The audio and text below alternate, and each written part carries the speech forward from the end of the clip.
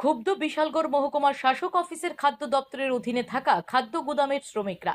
তাদের অভিযোগ, তাদেরকে বিনা পারিশ্রমিকে বিশালগড় খাদ্য দপ্তরের অফিসাররা কৃষকদের কাছ থেকে ক্রয় করা ধান বড় বড় পাঞ্জাব বডি গাড়িতে লোডিং করাচ্ছে।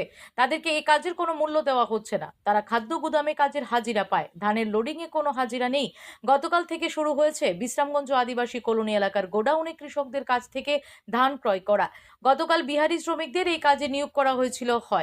আজকে আবার হঠাৎ করে বিহারিদের বাদ দিয়ে বিশালগড় এবং বিশ্রামগঞ্জ খাদ্য গুদামের অধীনে থাকা 30 জন লেবারকে নিয়োগ করা হয়, কিন্তু কোনো ধরনের অর্ডার দেখাতে পারেনি বিশালগড় ফুড কন্ট্রোলার নয়ন দাস।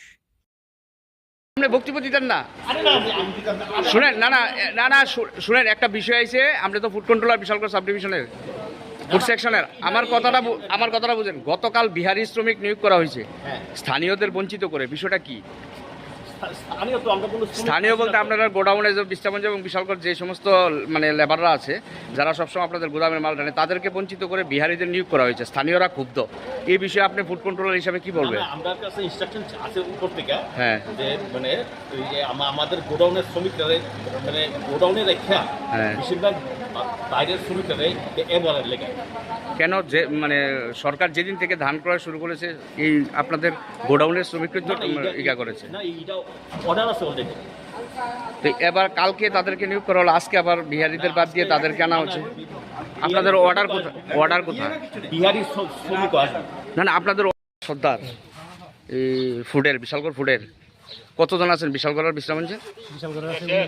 আর বিশ্রামগঞ্জে যেদিন থেকে সরকার ধান কিনে আপনাদের দিয়েই তো মানে গাড়িতে তোলা হয়, মানে লোড আনলোড করা হয়। আমরা জানি না, কারণ আমরা তো কালকের কথা জানি না।